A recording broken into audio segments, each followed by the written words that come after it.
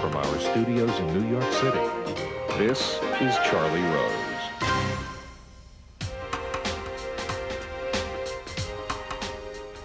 This year marks the 10th year anniversary of the Shawshank Redemption, a film that was nominated for 7 Academy Awards. Since that time, the film has seeped into our culture and our hearts. It is one of the most memorable stories in home video history. It found its audience through television, video, and Laserdisc. Within 5 years, the movie became a phenomenon. With me today is the director, Frank Darabont, and two of the film's stars, Morgan Freeman and Tim Robbins. I am pleased to have them here. Welcome. Thank you so much, sir. Since I've seen you, you have learned to fly. I've learned to fly. Since I've seen you, you've won another Academy Award. My first. Your first? Yeah. Well, and how about you, Frank? I've been, I don't know. Should have been your second. Getting Should have grayer. been your second. The first should have been for Andy, right? Yep. Yep. Then was that? Thank you, Morgan. Well, I got nominated, and I was certainly there with you. And you should have won as well. Well, But 7, you won 7. But we nominated. No. We got Nominated for we 7. were No, nominated nominated for for 7, I'm seven, sorry. We won none. We won won not a none. stinking one. no. Well, it was the year of Gump. Yeah, but at the same time, I mean, this film, more than any film probably since then, has gone on to have this kind of mystique, success in the DVD market and everywhere else. Now it's going to be reissued Yes. as a DVD And theatrically as and well. theatrically as Prior to well that. in All September. right, all right. Yeah. We're Yes. just going to get a new theatrical release. Yes. Wow. See what happens Pretty there. cool. Right. So I want to explore this phenomenon first with you. Take me through a Stephen King novella to a script. That was a process of actually beginning about 5 years before we shot the movie, of getting the rights from Steve King. I had done a short film based on one of his short stories, so he knew me and knew of my work, so I asked him for the rights to this. I think he was intrigued because it seemed so unlikely a movie that he actually said yes. It took about 5 years to get around to it, but then I sat down and wrote the script, 8 weeks flat, took it straight to Castle Rock. They read it, took it to them because of Rob Reiner, really, and because of Stand By Me, which was also a Stephen King story, and a very delicate material. I figured if anybody got Shawshank, it would have to be them. And they did, and I had just nothing but wonderful support from them from that moment on. So this was a movie easy to sell once you had a script. Yes, with Castle Rock out there, absolutely. And thank God for them, really, because it might have been easier to sell to another studio, but then who knows exactly through the development process, what might have wound up on screen. Castle Rock left it alone and let it happen, which is rare. How is the movie, in terms of script, different from the story that Stephen King? For example, Red is an Irish, what else? He's a white Irish guy. White Irish guy. Hey, wait a minute. Wait a minute. He didn't say he was white Irish. It could have been black Irish. Should have been black. Absolutely. Some parts were enhanced. Yes. You killed off some characters that weren't killed off by. Yes, indeed. The Gil Bellows character, the young Tommy character, was not, gotten rid of quite so dramatically as in the film. But these are the screws that you tighten, really, when you adapt a script. The James Whitmore character didn't actually exist in the Steve King story. It became a big thing. It became actually the narrative, the thematic spine, I think, to the narrative was the James Whitmore character, really to be illustrative of the theme and what these guys, the equation these guys were balancing. The Andy character. Yeah. Pretty much what it was. Yes, very close, very close. Although Steve King did describe him as a little guy. Yeah. Is that it? No 6'5" here. No, no. Little guy, white guy. I totally, went opposite. Now, the both idea counts. to have the narration from Red, Yeah. was that there? That was very much a function of the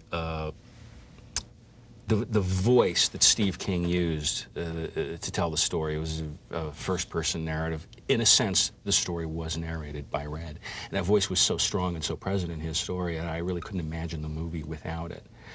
So when I adapted the script, I followed that as my path. And then, luckily, we had this man's voice. Exactly. We'll get to that later. Yeah, More about that exactly. later. So Yeah. casting. So you know your script, you know your narration, you know what you want to do with this film. Yeah, You go to him and Yeah. you send him a script. yeah, He's your first cast. yeah. You saw the script. Liked it. Loved it. They just sent me the script, and so They didn't say the job is yours. They said read this. yeah, read this, and I read it. My agent had sent it to me, and I said, "Oh, this is fabulous." And I said, "Okay, who they want me to play?" He said, "Red." I said, "You're kidding." I said, "No, that's the part. Now, why did you I say never knew that. you're kidding? That's the whole shebang. That's the movie." Yeah. I mean, that. So why is that Morgan Freeman? drives the whole thing. It sets the tone for it. It's his integrity establishes- that is the core of this movie. Well, it's yeah. Yeah, Frank, am I right or not? Absolutely, yeah. So why were you surprised they wanted you to play that character, or were I'm you? always surprised when they give me a good role. I'm always surprised. Even today, huh? Even today, yeah. You know, it's just. And when you see one, you just say, yeah, I mean, they you just hug it and you say, just- yeah, I'll do it. Yes. And so you get the script. Yes. And is this as good a script as you've seen? I mean, is this a script that comes along once every generation or once every decade I or would once say every that's something? probably the best script I've ever read. I take credit. For what? Bringing him in. You were his idea? He was your idea? Was he? What? Yeah. I heard this before. Nick. I didn't know that. They said You didn't know that until right now? You might have told me. Or you might have forgotten it. Well, 'Cause he said stuff like that. He's taught me everything I know about acting too. So I never know when to take him seriously. But No, but they did. They, we caucused and they said, well, so who do you want to play Andy? And they gave me a list of names. I said, that one. Excellent. I said, You did. yeah. In other words, he was on the list of names and you said, this is the guy. And why did you think Robbins was right for Andy? Because he's right for just about Everything. anything. Yeah, he's Right. really, I and mean, Mystic Rivers is very far from Andy as you can get, I guess. yeah.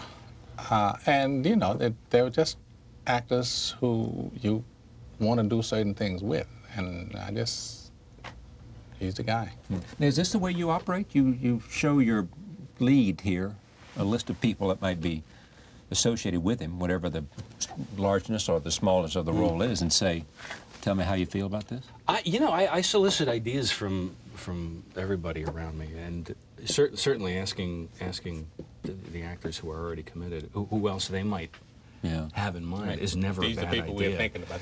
These are people we're thinking about. Absolutely. Which one of these would you But feel comfortable the same with? would have been true had Tim been cast first. First. I'm You would have sure said we who? would have gone through the same process, not just as a courtesy, but No, hey, it's what do you part of think? it. Now, suppose Morgan's where do name you didn't think fit on the list. Would you have chosen him? oh, absolutely. He better not say anything now. Yeah. What did I tell you when I first met you? No. Yeah. When? Electric company, baby. And how many years have you been hearing that? See, all my life.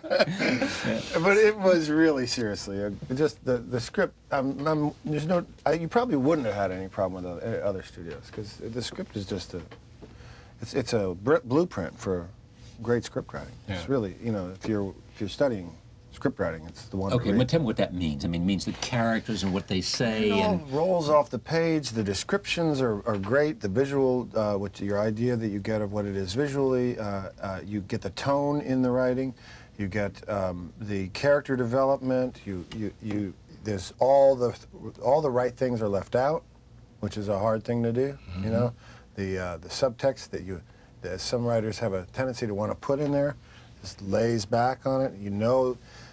Each of these characters has secrets and that you want to know about, and you don't know what the real thing is. You don't know if this guy's guilty or not. You don't know what my secret is for the whole thing. So there's all these little things in it that added up to just a tremendous script. And it moves. It just moves. Just covers what 20 years, 20 years, yeah. and you can tell that amount of time is going. That it's not like, oh, well, just a minute ago there was so-and-so. You know, I mean, it has, the arc is clear. Does this also mean that an actor can really do his, I mean, not only you're given the page, but then you can do what you bring best, which is surprise, creativity to the part? Yeah, I think when you read a script like this, each page is painting you. Yeah. You know, is filling you in. All of the dots are being connected for you. And it's what makes acting a joy when you get to do it. You get a script that says, it's all already there. We don't have to go and sit and say, okay, how are we going to get this across? Because it's done. It's Tell me done. about your You know character. that intuitively. You know? Tell you what? Tell me about your character. Red? Yeah. He's, I thought he sort of Red as a guy who just took life as it came. He made one serious error. He married the wrong woman. Because whatever she did, she pushed him all the way to the brink of himself. And he stepped over the line, saw it. They sentenced him to life in prison, and he said, that's, okay, that's it, that's what it is. I'll deal with it. I'll deal with it. So, of course, you always want to get out when you're in. If you have a parole possibility, you know, you try it. I love the moments when he was before the parole board. Those You are, see my, those are my favorite moments of your acting in, Really? in any movies. Those three scenes that are the progression of the progression of those Appearances years for the parole board. before the parole board. Yeah. Yeah, those three scenes I think are as good as it gets. I just love what Morgan did in those scenes. What was it he did? He described the trajectory of this character, of this man's life, so beautifully, and in doing so, also described the trajectory of the movie's theme so beautifully. To get to that, especially that last scene where he comes to this complete and utter acceptance, just completely owning who he is, what he has done, and what this whole experience has been, inspired by the example of this man's character, and just all the BS is gone, and it's This so man character beautifully- leads him to the final parole hearing. Yeah, yeah, And he can do what he did and say what he said. yes, And exactly. what's the theme of this movie? You said this reflects the theme. That's work on it. yeah, we're working on it, baby. I'm still trying to figure it out. You've had this question before. Well, so I think that the best movies really leave that for, and this is not the cop out on the question, but I think the ones that I love the best are the ones that let the audience bring that answer to the table. Ultimately, it's what does the movie mean, not to me or to us, but to you and to the people who've seen it. And that's really fascinating because we've gotten some amazing reaction. I'm sure you guys have as well. Yeah. Some amazing reactions through the years. The film seems to be something of a Rorschach for people. They project their own lives, their own difficulties, their own obstacles, and their own triumphs into it, whether that's a disastrous marriage or a serious debilitating illness that somebody's trying to overcome. They view the bars of Shawshank as a metaphor for their own difficulties and then consequently their own hopes and triumphs. And people really do draw strength from the movie for that reason. Yeah, go ahead. No, I was going to say one of the lessons of the movie is that you can't overcome adversity. You can. You can. You can. And it starts inside yourself. It starts with, yeah. And that's the catalyst for that. And he's the catalyst for that. He's Because one. what happens to him? You give me this sort of who is Andy and how does he overcome? Andy is probably the only innocent person in Shawshank. Everyone says they are, but he is there, shouldn't be there, but finds a way to survive. And the way he finds a way to survive is through a very slow trajectory. A 20-year plan that he will get out. But in order to survive, in the meantime, seeks stimulation, music, art, literature, and tries to inspire that in people around him, an idea of hope. And there's that scene in in the dining room, where he talks about hope, and Red says it's a dangerous thing, and I think that's one of the reasons why people have responded so much to the movie, is that you were talking The triumph of hope. Well, the idea of hope, that it is possible, that everyone, despite whatever marriage or a terrible job you're stuck in, or situation, domestic situation, that everyone does have the hope that there is possible in your life a beach in Zihuatanejo, that is a possible goal, that exists out there. And I think that's maybe why it's lasted so long and become such a profound movie for so many people. I think I read somewhere that men come up to you a lot about this movie, or they did That's right the after other thing that's really interesting. You know, there's not a lot of movies with male friendships that don't involve car chases. Or, you know? Yes. They're not buddy films. Right. It's really about a real friendship, you know, and there's no model, really, for... Real friendship with no sex, just sheer sense of... Well, I don't know pure... about no sex. I mean, Was he there was sex raped going on? regularly. No, not for me. But let me Morgan, just stay that's with not sex. That's a violation. You know sex, and that's not Okay, sex. all right. I agree. Let me tell you, so it's hope, so it's friendship, of themes that come out of this. Friendship is a big one there, because a lot of people have told me that the big moment for them, the moment they cherish, the one moment they take away with them, is the moment that Red finds the box at the Abyssinian Rock. It's like everything sort of closes in and gets tight at that moment. That how many ever years ago that Andy told Red that when Red got out and decided to follow that, it was there. That was very, very important to people. Yeah. Very important. Let me go to my first scene. This is Red at his parole hearing. I know this is the last one. This is the last one, and listen to what he says. Ellis Boyd Redding, your files say you've served 40 years of a life sentence. You feel you've been rehabilitated? Rehabilitated? Well, now, let me see. You know, I don't have any idea what that means. Well, it means you're ready to rejoin society. I know what you think it means, Sonny. To me, it's just a made-up word. A politician's word, so that young fellas like yourself can wear a suit and a tie and have a job. What do you really want to know?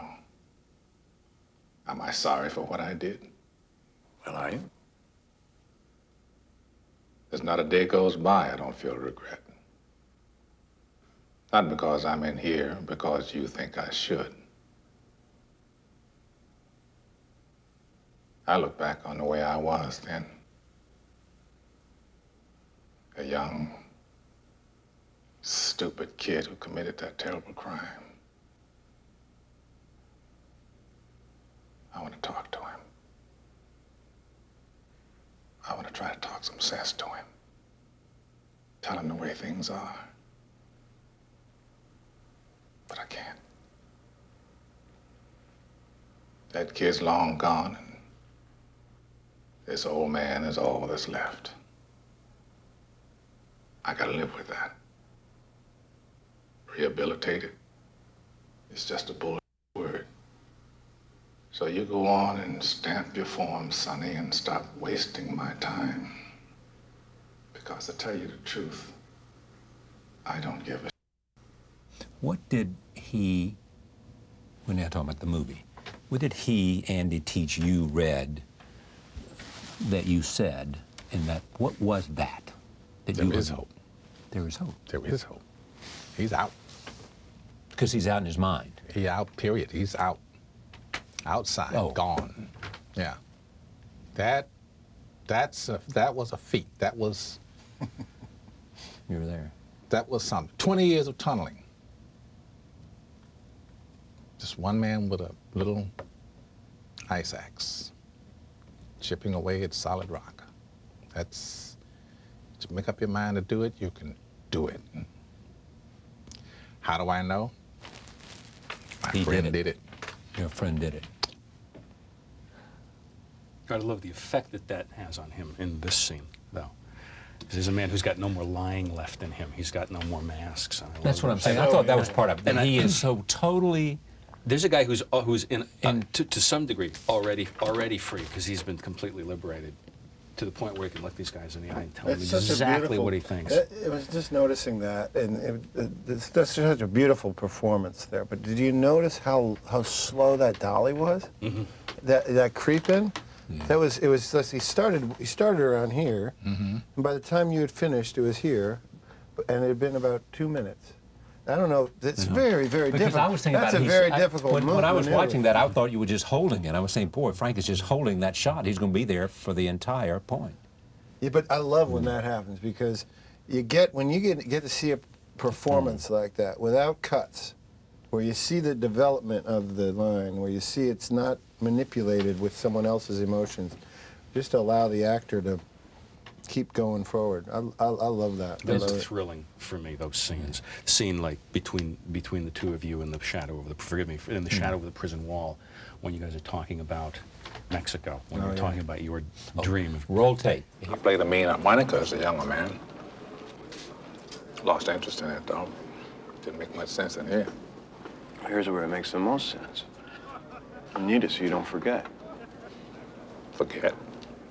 Yeah, forget that there are places in the world that aren't made out of stone, that there's something inside that they can't get to, that they can't touch. It's yours. What are you talking about? Hope. Hope. Let me tell you something, my friend. Hope is a dangerous thing. Hope can drive a man insane. It's got no use on the inside. You better get used to that idea. Like Brooks did?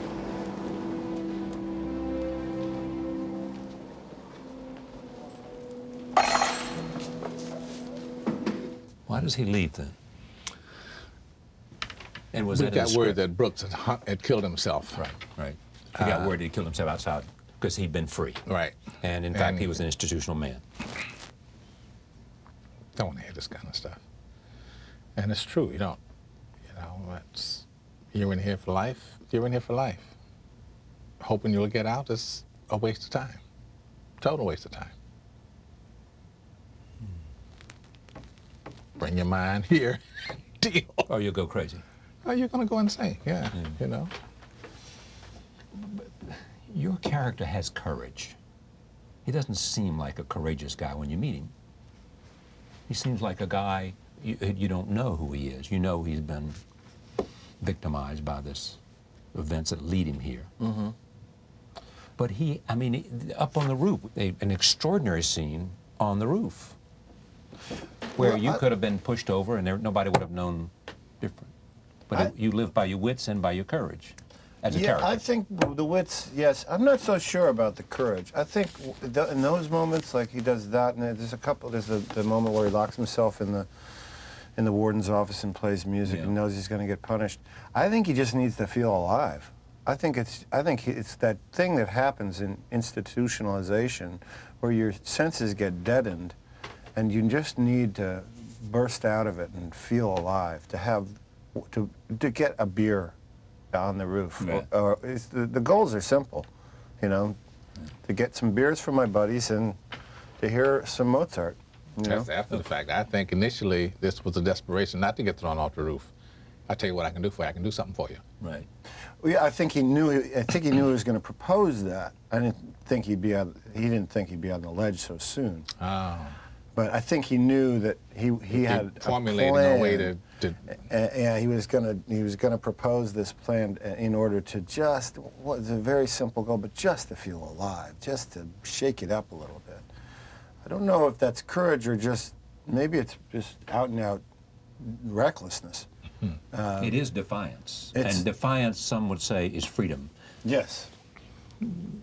how much directing is here? I mean, to listen to them, they are so caught up in the, we're all caught up in the characters, you know, because it touches our lives and makes us think about things, emotional things that hit the heart, having to do with being alive, having to do with hope, having to do with defiance, having to do with love, friendship, you know.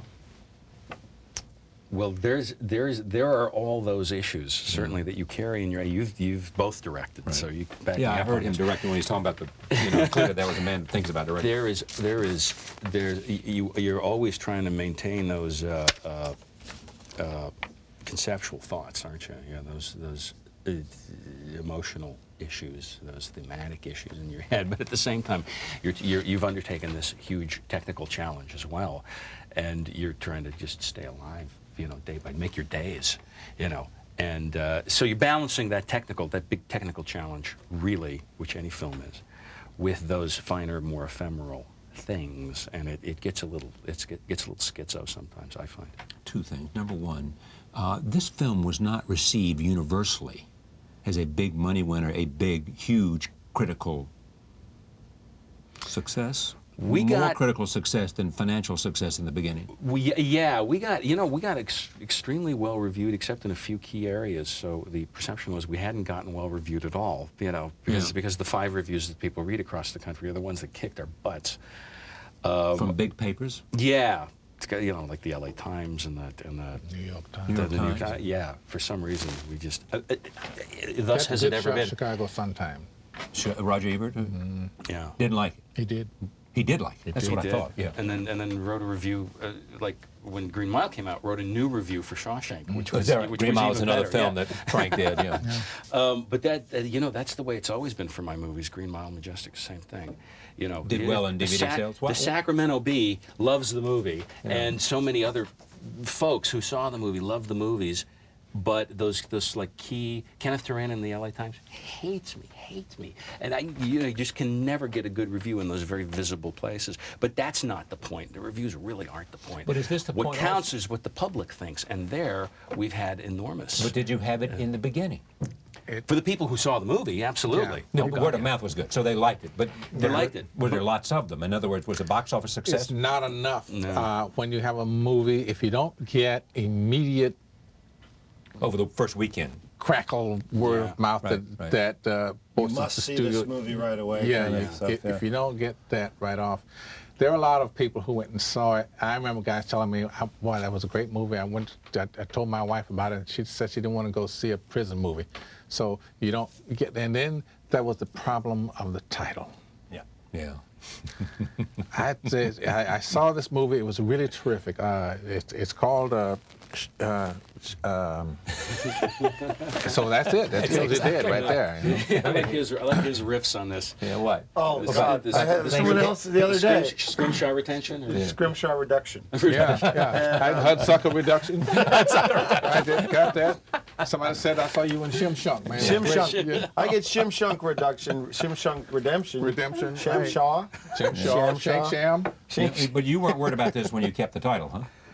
To this day, nobody suggested a better title to me. I did. I suggested. What did you suggest? I said, why are you... Red Story. No. The title of the story is Rita Hayworth and the Shawshank Redemption. Just keep that on the poster. Rita Hayworth and the Shawshank Redemption. They See, I said, think that's a good well, idea. it won't fit on the marquee. Rita Hayworth will fit on the marquee. Rita Hayworth, ... On down here, when you look down here on the one sheet, Rita Hayworth and the Shawshank Redemption. Oh, you remember Rita Hayworth was the cover for The Digging. Yes. When did you know that this was something special? While you were shooting it? I mean, was it apparent there in that prison? Where was the prison? In Ohio? Ohio, Mansfield, Ohio. And it was a terrible death place, wasn't it? I mean, it was an awful prison. It was an awful place. It had been deactivated about 3 years prior to our coming there to film, and was really we were forestalling a date with the Wrecking Ball. They were going to tear the place down, or most of it at any rate. And it had, I remember, well, we all felt it, and Tim also, I remember, said it best, really. I think that you just felt the weight of all that sadness of all those years, and it seeped into the stone of this It place. came from my son. It came from your son. What did That's he right. say? I He remember. walked in and he said, "This place is very sad." Yeah. And I don't want to be here. And he, it was seriously palpable, the pain that was in that room. You could really feel it. Cell it's blocks. very- Those very tiny cells. Yeah. Weep us. Cold. Cold. Cold. Oh, man. Yeah. Yeah, it was quite a place. How'd you get it? I was asking around, of every film commission in the country. You got a big empty prison. We need to go shoot a movie, and we had two choices. One was in Ohio, and one was in Nashville. I wound up using the Nashville one for Green Mile. But when Morgan sat down at a table to read, when you had your actors come together, because you wanted them, my assumption, coming to this, because these were people who knew each other. So you wanted there to be some chemistry among your actors, right? Oh yeah, absolutely. Before you shot your first scene. These guys, particularly, the whole movie lived and died whether or not they had chemistry. And what I love watching those clips is seeing again that chemistry was so palpable and so there. But it's a bit of a roll of the dice because you don't know when you're casting necessarily whether that chemistry is really going to be there. Well, there are or people not. that cast husband and wives, and turns out it doesn't. Yeah, exactly. You know that, don't you? Roll tape. This is what I love about it, among 100 reasons. It is about friendship, and it's about conversation. It is about the power of words, giving flight to emotion, ideas, qualities, human qualities. Roll tape. In here, I'm the guy who can get things for you, sure, but outside, all you need is the yellow pages. Hell, I wouldn't even know where to begin. Pacific Ocean?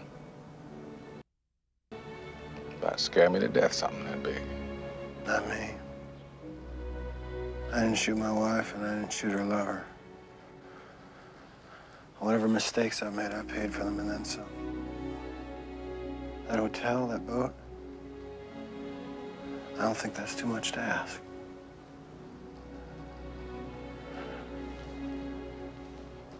I don't think you ought to be doing this to yourself, Andy. This is just pipe dreams. I mean, Mexico is way the hell down there, and you're in here, and that's the way it is. Yeah, right. That's the way it is. It's down there, and I'm in here. I guess it comes down to a simple choice, really.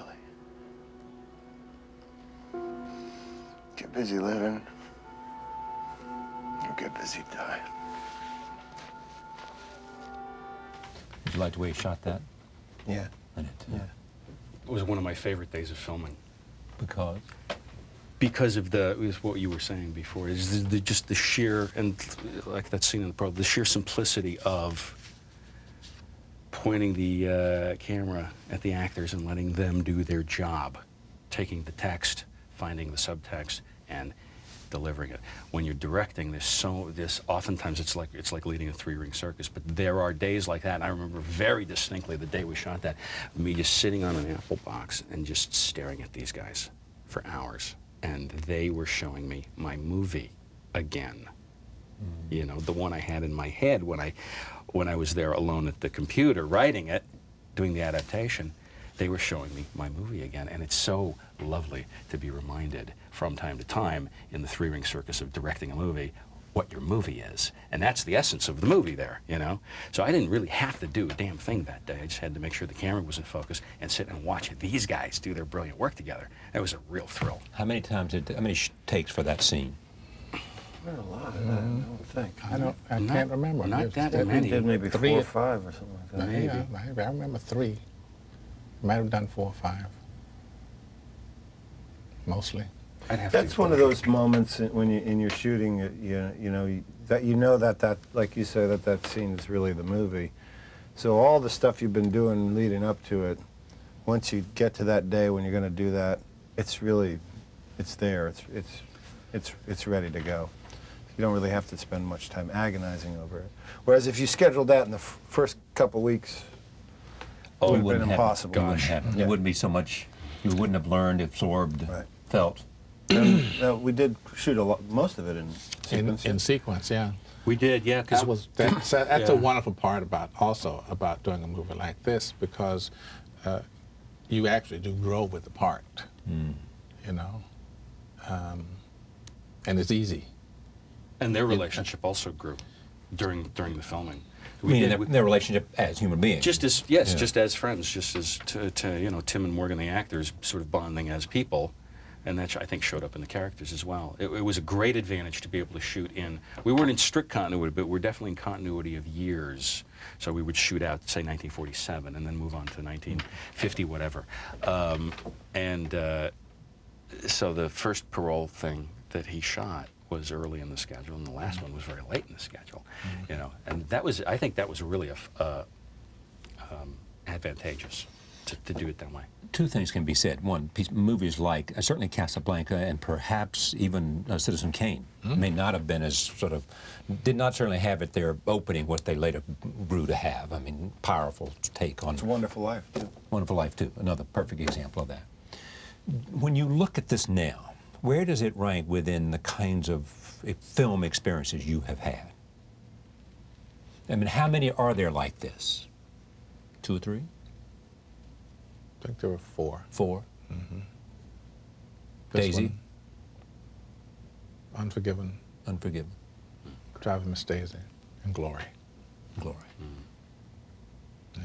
But that makes a career worth right there. Oh, heavens. I've had more. That's 4 good movies. Yeah, I've had more good luck, more good fortune as an actor, being able to get these roles. I mean, I've had some wowies. Some wowies? Yeah, this was a wowie, Well, you know. Yeah, this was a wowie. And how about you? Same. Same. Yeah, about 4. 3 or 4. Yeah. I'd say Bull Durham. This, Dead Man Walking, and Mystic River. But you know what it gets down to also, beyond it, it's the experience itself. Because you can do a good movie, and it can be torture to do, and it can not live as a great experience. But all the movies I just mentioned, they're all with people that I really loved, and you know that's part of the whole trip of it. Is that, you know, if you can find yourself in a situation with someone for 3 months, you know, where you get to be with really great people. It's, you know, it's again, it's the weird nature of this profession. You know, you find yourself with groups. It's like gypsies. You know, you find yourself with a different band of gypsies for 6 months or 4 months or whatever the time period is, and it becomes this golden little treasure in your life. And you look back on it, and you know, Mr. River took 7 weeks, but that's so rich, that experience, that it'll hold me for a couple of years, I think, more. You know. It's just Who influenced you the most as a director? Oh gosh, that's a really hard one to answer, because I think every... You started out writing. Yeah, I started out writing. I still am, in large measure.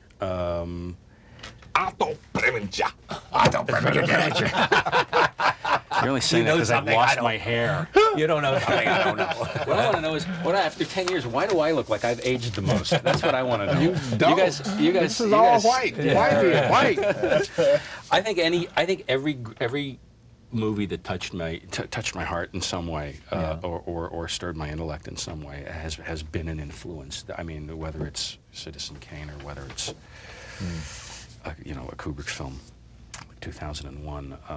I certainly, as you know, was deeply affected by Frank Capra's films. Right. You know, which nowadays qualifies me as a thorough sap, apparently, because we're in a very nihilistic world nowadays.